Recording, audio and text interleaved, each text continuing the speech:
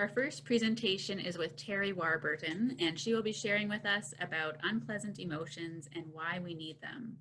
We don't always have to be fine or good to thrive, and too much faking it is likely harmful. We need at least one person we can be real with.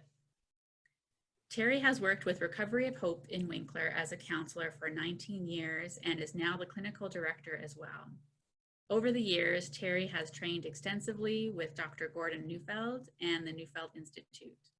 Based on this relational and insight-based approach, she believes that each of us have the capacity to achieve our full developmental potential when conditions are right.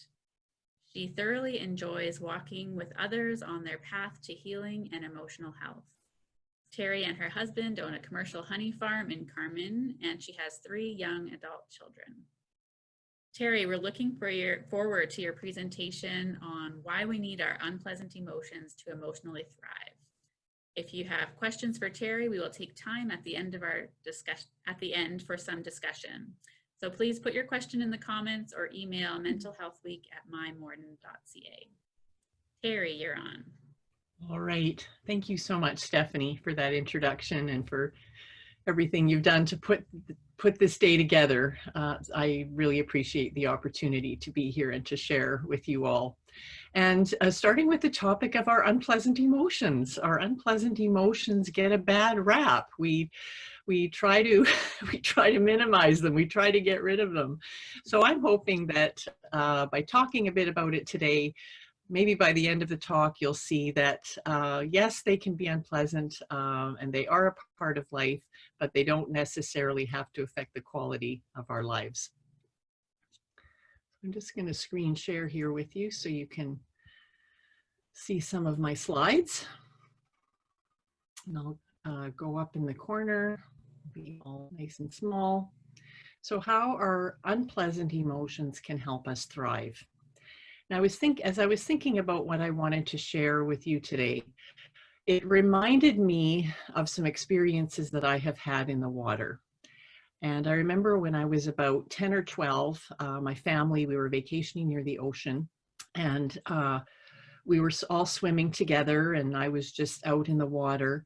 And I was a strong swimmer, but all of a sudden this rogue wave came and I just went tumbling. I was tumbling in the water. I couldn't see any light. There was sand, and it was very alarming. And eventually the wave rolled over me, and I came to the surface, and it's like, okay, I'm okay.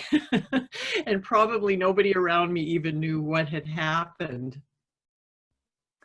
And I had another experience in the water when my children were young, and we were just out wading in the water, and all of a sudden this current came that was pulling us out into the ocean, and that was so scary. And so I was holding on to my children, trying to look really calm as I held on to them, and was trying to get back to the beach where I could see the rest of my family. And that current was so strong, and that was so alarming to me. And so finally we got to the shore, and I was exhausted and relieved because it wasn't just me, it was my children as well. And in both of those situations, something had come over me that I had no control over.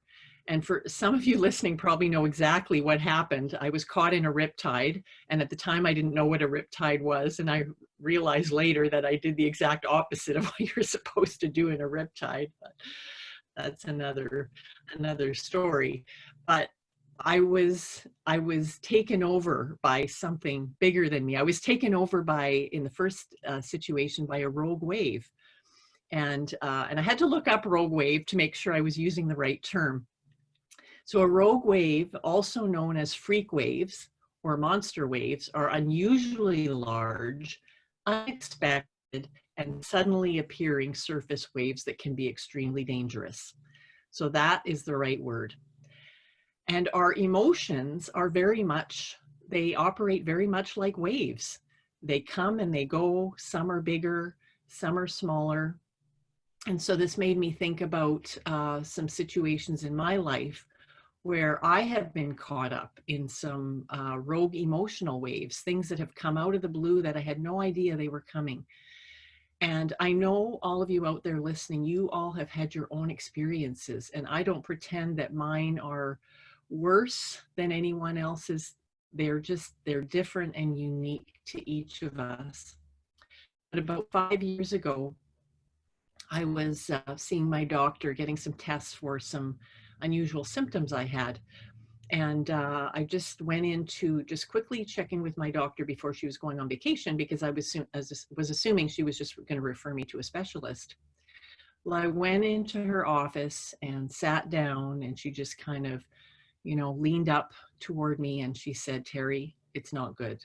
She said, "It's cancer." And in that moment, I think I went dead, actually, emotionally. Like, I don't think I was feeling anything at the moment, which often happens in the midst of some of these big waves. And so I walked out, and cancer was not a word that I was expecting at all. So that was a rogue wave for me. And then sitting in my car afterwards by myself, kind of processing this, like, what does this mean? And I just have had very little experience with cancer in my life and in my family. And then carrying that with me all day and deciding, well, how do I tell my family? And that in and of itself was very difficult. And I remember that night laying in bed, and this is what our big emotions can do to us. Alarm in particular can do crazy things to us. And as I was laying there, it felt like my blood was swooshing through my body, like in huge waves, carrying cancer cells all through me. I was convinced I was going to die, and in the midst of the alarm and the unknown. And I thought I could hear this swishing, and I'm pretty sure I couldn't. I think this was just my alarm taking over. I was caught in a huge wave of alarm. And that's what happens when those big things happen to us. I think about other times in my life where people that I love dearly have died. And then again, also comes this emotional overwhelm, and then the grief and the anger and all kinds of things that go with that. And it can literally feel like we were caught in a huge wave, and we don't know which end is up. We can feel so small in the midst of what's going on, and it can feel so dark, and we don't know where it came from, and we don't know when the next wave might hit. And we also live in a culture that focuses on positivity, a culture of relentless positivity. We see these inspirational signs. We try to encourage each other with them. Don't worry, be happy. Keep calm and carry on. Dream, smile, laugh, love, create. And those are inspiring, but if you're not feeling it, you don't want to hear those things. My daughter sent me this Instagram post. One day I was born, then everything bothered me. And that brings us up to date. Isn't that a lot of day-to-day life, right? Things happen, they don't happen the way we want them to. We live in a world that tends to divide things: positive, negative, black, white, good, evil, light, dark, spirit, flesh. And even in those terms, there's this assumption that one is better than the other, and that the whole topic of our feelings and emotions gets caught in that as well. And you often hear terms like negative feelings, bad feelings, dark feelings. And for today's presentation, I've chosen to refer to them as unpleasant, because they are unpleasant, absolutely, but they're not bad. We go through life and we have this plan, we look ahead, we can see where we want to go. But the thing is, we can't see everything. This guy on the bike, it looks like a clear path up to the top. But then you start moving and reality hits, and these waves, these rogue waves hit. affecting our lives, and we have to figure out ways to get through and get by and get around these things that happen to us. So let's start by defining emotion. What is it? First of all, emotion it stirs us up. That's what it's meant to do. It happens to us as opposed to being under our control. So emotion happens to us. We don't choose it.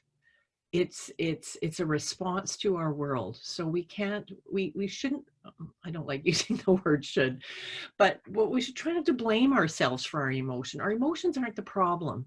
It might be what happens as a result of them that affects us in a really negative way. Emotion often is irrational. The brain has its reasons, but our experience of it can feel very irrational.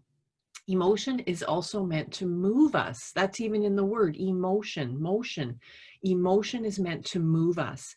It's meant to move us in ways that would serve us.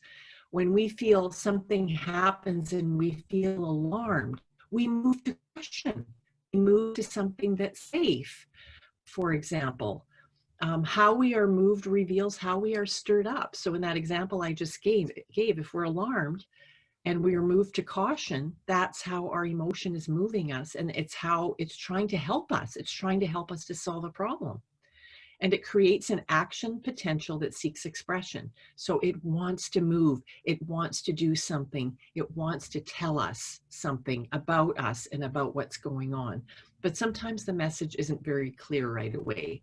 It just feels really irrational. And we have many, many feelings. And this is one example of how, of somebody who's sort of put them together. And they do tend to be in categories though. And on this image, you can see that the sort of the happier, more pleasant emotions are in the brighter colors, and the more unpleasant emotions are in the darker colors. But actually, altogether, they're beautiful colors, and they look beautiful together. And it's kind of like a rainbow. You know, if a rainbow is missing its colors, it wouldn't have the beauty that it has. So emotion is meant to ebb and flow. It's meant to move. And we do have what we consider acceptable or positive emotions. And we do have the difficult or the negative emotions or the unpleasant, because they happen to us. We don't choose them. They're a response to what's going on around us and a response to how we're perceiving what's going on around us too. And that's the part that gets a little bit trickier, because sometimes our life experiences and our growing up experiences interpret things in a certain way. And sometimes our brain isn't interpreting our emotions correctly. But nonetheless, we experience the variety of emotions. And because some of them are unpleasant, the tendency is, or can be, if we don't understand that they're actually there for a good reason, they're telling us something about ourselves and our experience, we tend to push up on the negative. Like, we don't want to feel those downs. But what happens when we do that is because of how a sine wave works, that if we minimize what's on the bottom, then it also minimizes what's on the top. So it actually we begin to feel less of everything.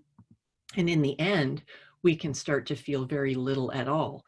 And when we talk about depression, one term that is often used is flattened affect.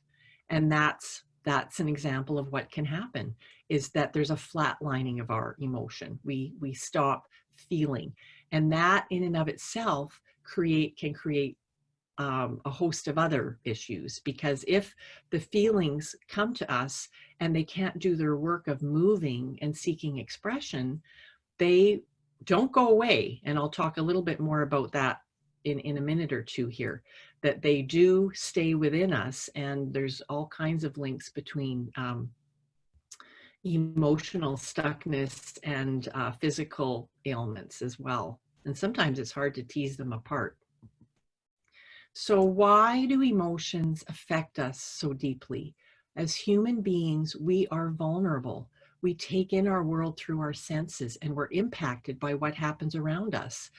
whether it's, and we're wounded. Our, you know, the people we care about might wound us. Things happen in the world that we don't understand. We're in the middle of a global pandemic right now, with lots of alarm, lots of questions, lots of frustration. I know I'm dealing with this frustration of, I want to go back to how things were. I like it when somebody greets me with a big, warm, friendly hello, and I don't know who they are because there's a mask on half of their face. And I know we need to do that, but another part of me grieves. So there's all kinds of things that affect us emotionally, and our experiences of wounding are unique for each of us.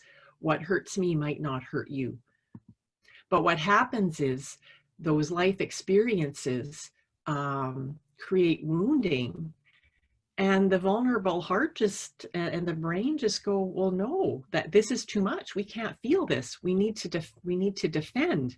We need to defend against the feelings because it's too much. And our brain does that to help us. So our defenses aren't a problem. But sometimes what can happen is our defenses can become very stuck. So in the example I gave earlier of when I first heard the cancer word from my doctor and my defenses kicked in, that's probably a pretty appropriate response, because first of all, I didn't want to, my doctor, although I like her, that wasn't my safe place. So my feelings had to kind of go on hold till I was in a safe place. And then later on, they were able to move and I was able to soften and find my tears. So, and we do need our emotions to, we need our defenses to cope in different circumstances. And even in nature, we see this. For example, a sea anemone, when it's safe, it's open, it's exploring its world, but as soon as there's threat, it closes up. And we are exactly the same way as human beings. This past fall, when people could still travel and fly in airplanes and visit places, my husband and I had the privilege of going to Hawaii. One of the things we did is we toured Pearl Harbor, and we did a tour of the battleship USS Missouri. And I just found that fascinating to be able to see all the parts of the ship. And so as we were walking into the bridge of the ship, there was this big area that we saw called the Conning Tower. And as I looked at it, and as I walked around it a little bit, it's this, the Conning Tower is this protected space for the captain and crew to go when they are under threat, when they are under attack. So the walls are 17 inches wide, as you can see. The only windows are these tiny little slits. So the captain and his crew are safe. They are protected. And as I looked at this, of course, in my therapist's mind, it's like, oh my goodness, that's emotional defense. That's exactly what happens to us. The brain goes, boom, not safe, we're shutting everything off. But like I said before, that needs to happen at times in order to cope and get through certain circumstances. But if it stays stuck, that becomes another problem. And so what keeps emotions from being felt? Because we can have very emotion. We can be very affected by something, but not necessarily feel it.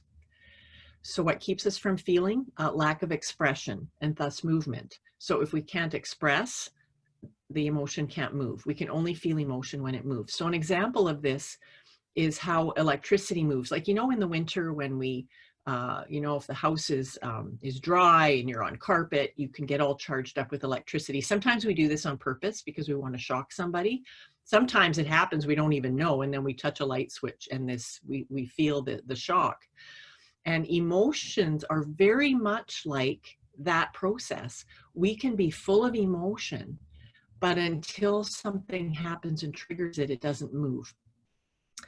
A lack of words for feelings can also keep us from feeling our emotions. When we can put a word to it, it can make all the difference in the world. It's really quite something when we find the right word, that it helps things to move. It opens the door to consciousness.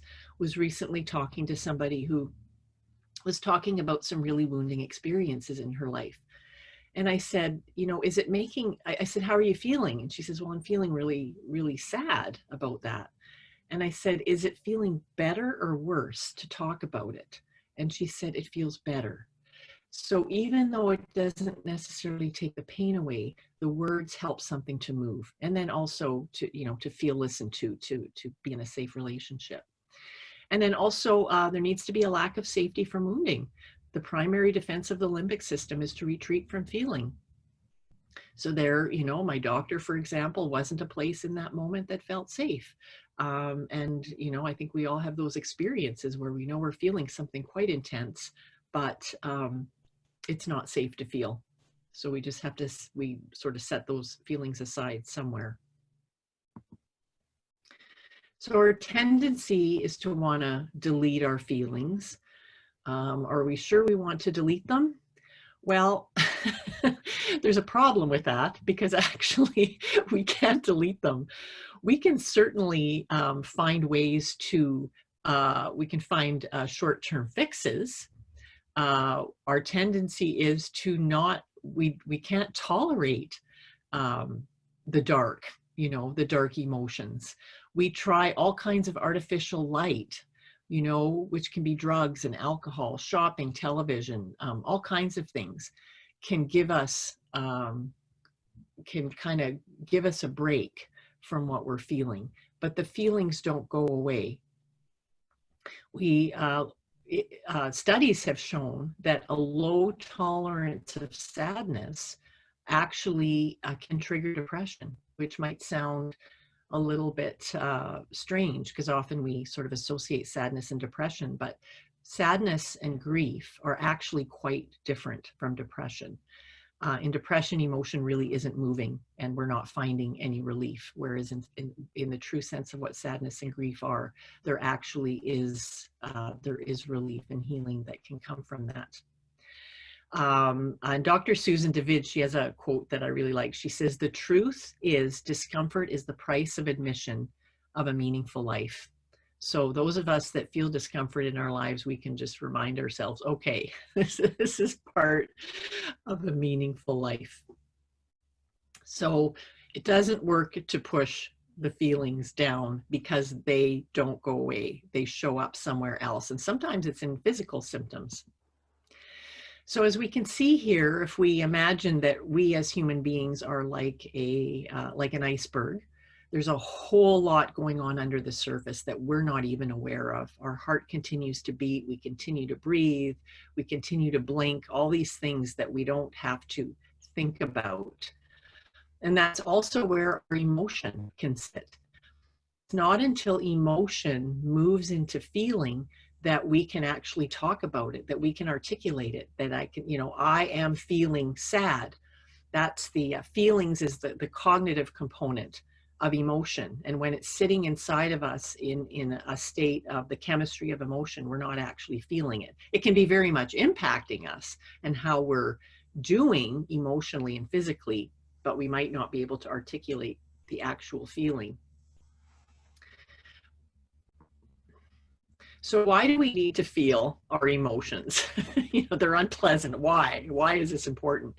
Well, it's to become fully human and humane. That's where our caring comes from. It comes from the vulnerable place inside of us. It comes from our soft heart.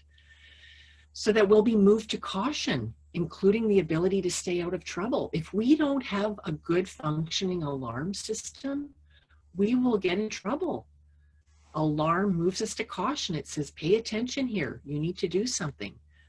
And there are people that don't feel their alarm, and they do get in trouble over and over and over again. We need to be able to learn from consequences. If we don't feel our feelings, we don't learn from consequences. We do the same thing over and over again. To be capable of emotional and psychological intimacy, we need to feel.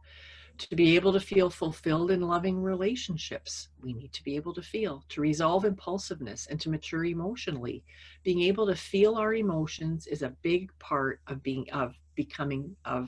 maturing, which I believe is a lifelong process. I don't think we get there. I think we just try to keep ourselves on the right path. To find rest and to fuel play, and to unlock our potential for resilience and recovery. So the key to resilience, which I'll talk a little bit more about in a minute, is actually being able to deeply feel our feelings. to white knuckle something, to appear tough, to appear like nothing is impacting us, can look like resilience. And it can fool people because we can think, oh my goodness, like they have it all together, nothing bothers them. Well, what's really going on inside? Is it true? Is it true resilience, or is it, lots of defenses, not letting anything in?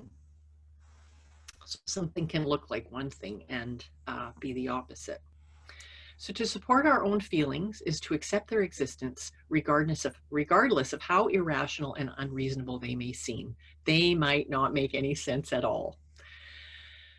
To normalize the feeling rather than treat their existence as a problem, and to make room for the feeling rather than to try to get rid of it. It's really about taking up a relationship with our feelings.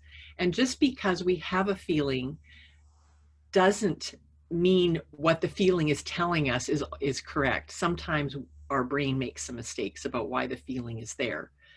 And we are not our feelings. We have feelings. The French, other languages, including French, are much better at this, because in French, the translation is I have a feeling, I have anger, I have sadness. Whereas in English, we talk about I am sad, I am angry, kind of attributing it to who I am. Our feelings are not who we are. They are an expression of something. And so we can agree with them, we can disagree with them, we can decide what we want to do with them, but they are not who we are. So in the science of healing and recovery, it is not the particular stresses and wounds that need to be uncovered, but rather the ability to bounce back that needs to be recovered, which in turn is paradoxically restored by facilitating an emotional letdown. Anything will do, any kind of emotional letdown will do. Often though, what happens, a big part of an emotional letdown, whether it's frustration you're feeling, whether it's sadness, grief, alarm, often the letdown does end up in a feeling of sadness and tears, the kind of feeling that actually moves us. It's like when you have that kind of cry where you feel better afterwards. That's an example of the limbic system doing its work. It doesn't mean that what we have cried about or what we're sad about or what we're grieving has changed. It may very well not have changed. I still have a cancer diagnosis. That person still died. But we are being changed by our circumstances because we're allowing ourselves to feel it. So the key feelings that move us to bounce back, we need to be able to feel sad, at least sometimes, not all the time, but at least sometimes. And sometimes, you might know, like I have this, and I talk to other people that say the same thing. You kind of feel that there's something going on and you need to cry or you need to feel sad. Like watch a movie, watch a sad movie. Even if you're crying about the sad movie, it's still helping to get the feelings move. And another presentation that I also am doing later after this one is on play, which has some tips about how play can help to get emotion moved. So if you have some questions about that, I would suggest you watch that presentation as well. We need to feel safe. And then when we go through, we survive the wave, we get through it, we feel strong. There's a confidence in the face of adversity and discomfort, this sense of, oh, that was so hard, but I did it. And those are the key pieces of resilience. So the emotional journey of resilience is like that wave. It's this letdown, and at the bottom is that sadness, that grief, and then comes the bounce back. But oh, can it be messy? And wow, can we get tossed around in that? And can it feel like it makes no sense at all? So I want to talk a little bit about adaptation, because it really is the key. And I'm using the term a little bit differently than maybe how we normally use the term adaptation. So adaptation is an emotional process by which we become changed for the better by that which we cannot change. We become transformed by that which is out of our control. Like what I talked about before in the resilience slide, is that the emotion, it's the emotional process that heals us. It's not the changing of the circumstances in our lives, which is a very hopeful understanding backed by neuroscience and brain science that resilience is not about our circumstances. It's about being able for our emotions to move. It's not a choice. It's not a skill to be learned and cannot be taught. Adaptation isn't. It's much deeper than adjustment or accommodation or figuring something out. It's driven by feelings of futility, which are evoked when up against that which we cannot change or control. And those of us that are pretty good at figuring stuff out in our head and trying workarounds and, oh, well, I could do this or I could do that, sometimes we have a hard time getting to that place of this true limbic system, emotional feeling level adaptation. And I put myself in that category. So sometimes we keep bumping up our head against that brick wall, thinking we can figure it out before we realize this is truly something I cannot change. And something needs to sink deeper in us in terms of our grief. It is not enough to know the futility of an endeavor. Example, changing someone's mind, making someone want to be with you, making good experiences last, bridging death. The futility must be felt for adaptation to occur. And my goodness, do we not live in a world where we face so many things that need to be grieved, so many losses? I mean, there's just all the changes going on. There's, you know, the traumas and the abuses and the big things that happen in our lives. But there's the everyday futilities, the things that aren't going the way we want them to go. Those things, like I said before, it's in the eye of the beholder, how we experience our world, and what triggers sadness and grief in me will be different than you. So that that emotional journey of resilience, that letdown and that bounce back, that's that being rolled around in that wave and not knowing which end is up. But we get there. We get there. If the emotions can move, we get there. The problem can be when the emotions get stuck or when the defenses get stuck. And you can tell you've got all this emotion and it's not moving. And those are the times that we will need some extra help along the way. And that's when I would encourage you to reach out. And you might need to reach out when you've got your emotions moving. Things seem to be going okay, but we do need help. We need relational support. We need safe relationships in order for this to work. And we can have a safe relationship within ourselves, but sometimes that's actually the problem, is that we don't feel safe. We feel all full of shame. We're blaming ourselves for how we're feeling, and we can't get out of that. But so we need to work at nurturing a healthy relationship with ourselves and our own emotions. And then also human relationships are a big part of that as well. Resilience requires relational support. So what do we do with our feelings? So if stuffing them, burying them, defending against them doesn't work, what do? We may have to do those things in the short term till we get to a place where we can do some of these things, but invite them, support them, monitor them, treasure them, protect them, listen to them, realize they have something to say to us. They have a story. There's a reason why they're there. And we need to try to have patience with them. You know, we judge ourselves and actively push against these unpleasant feelings, but they are there and they are trying to tell us something. And so we will have waves. They will come. They will be unexpected. Some of them will be expected. Some of them we know are coming. But we will have periods of calm as well. We will see light at the end of the tunnel. I would just like to conclude with a quote by a woman named Barbara Brown Taylor, who has written a book called Learning to Walk in the Dark. And she was talking a particularly difficult night that she had. She said, nights like that taught me the importance of letting emotions flow, even the loud and messy ones, because if they are kept from making their noise and maybe even tossing the furniture, they can harden like plaque in a coronary artery, blocking anything else that tries to come through. Eruptions are good news, the signal that darkness will not stay buried. If you can stand the upsetting energy, you may be allowed to watch while dark and light come back into balance. So I want to thank you for taking a few minutes to listen to how our unpleasant emotions can help us in our journey of being vulnerable human beings.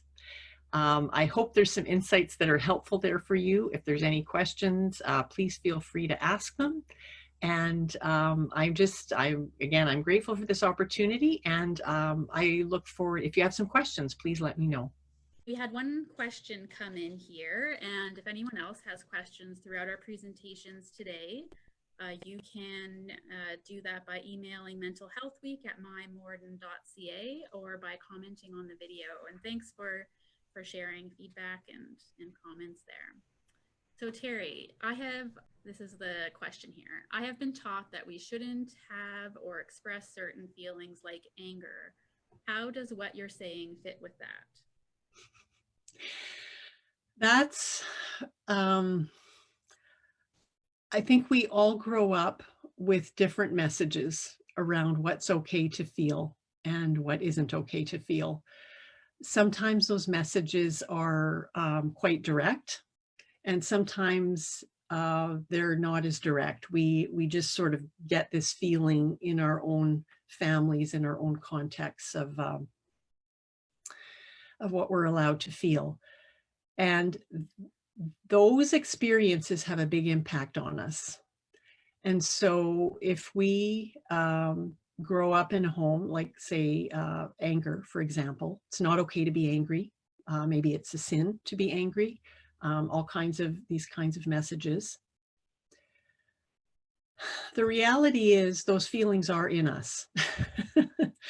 I remember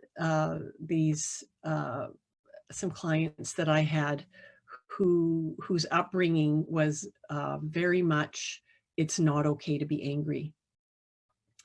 And they had some, these women had been abused.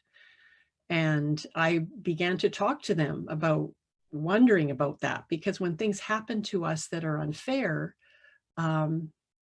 anger in its truest sense, in its purest sense, arises in us when we experience something that is not fair, or when we see something that is not fair. So anger in and of itself, just like any emotion, is not the problem. It's what we do with it.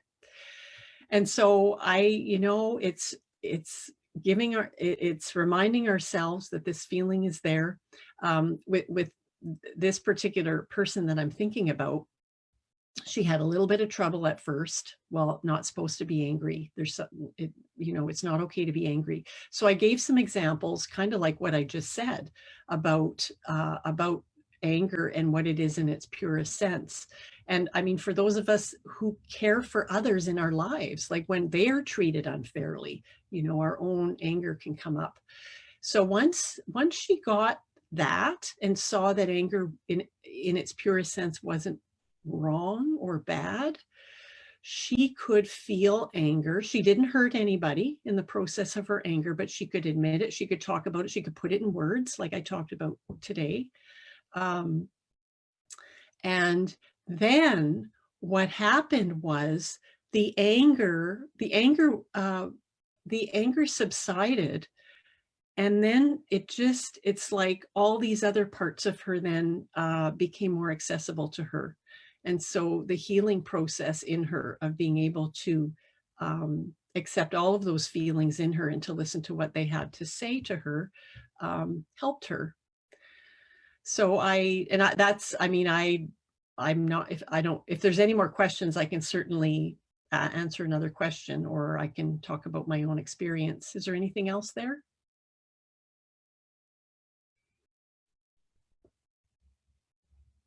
Yes, we do have another question, and it's, I'm just going to pull it up here. It's referring to that beach ball and how we tend to push our feelings down, and wondering how can we notice when that is happening, and do you have some tips for how to recognize that and what to do with that? How to notice when we're pushing that beach ball down? That's a good question, because some of us can get really good at that and not know that we're doing it. It can become a lifestyle. How do I answer that? Well, for myself, it wasn't actually till I would put myself in that category of anger wasn't something, it's not, I mean, there's a lot of anger in my home, but for some reason I internalized that that's not okay for me to be angry. And I wasn't angry. I wasn't an angry person. I was a nice person. Everybody loved me. I was a good kid. I did everything right. And then as I got older, I was like, no. I started noticing kind of rumbling inside of me. It's like, no, that's kind of annoying, or I don't really like that person. So I think it's stopping, you know, even assessing where you've come from. Like a person can even write out, you know, what are the feelings that were okay growing up with, what weren't, just to even make sense of yourself and how your experiences impacted you. And then we're going, in the next session, we're going to talk about play. And that actually, there'll be some things I'm talking about in that session, which will also help, because really it is about learning how to take up a relationship with ourselves and getting to know ourselves and getting to know the parts of ourselves that maybe we have been not listening to.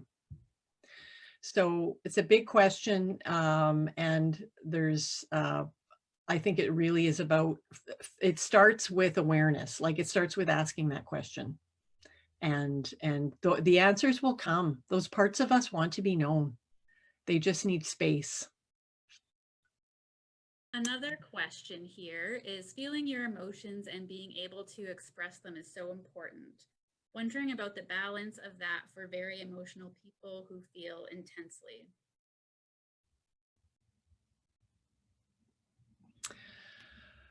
Well, yeah, another great question. Maturity is about being able, being able to feel, we need to be able to express and name and feel our feelings. That's the beginning of maturity when it comes to our emotions. When we move into more layers of maturity, then we're taking up a relationship with our feelings. So we're acknowledging, okay, I am feeling this way, but then we have other feelings our feelings can mix, or we can reflect on our own feelings. You know, I am feeling this. How do I want to express it? Is this a safe place? Or is there another context for that? What is the right relationship for that? So making room, like that, one of the last slides I showed, making room for all of that in us. I hope that's the goal, is to give permission for all of that to exist in us. But then the maturity piece is about, what do I do that? How can I express that in ways that aren't going to hurt myself or someone else? Which means that not everybody needs to know how we're feeling about certain things. And we need to find other ways to express it. And I'll talk a little bit more about that in the next session as well. So it really is, you know, for each of us, it's kind of our own, there's a sense in which it's our own personal journey of owning all of that and not minimizing it, honoring it, and finding our way with that, and finding people who are going to support us with that, because we can have people that that actually discourage that, right? Oh, it's not that big a deal. Calm down. Or what are you getting so excited about? But the reality is our own perception is our own experience. It's our experience, and nobody can minimize that, or at least they can, but hopefully we can find it in ourselves to validate what's going on in us.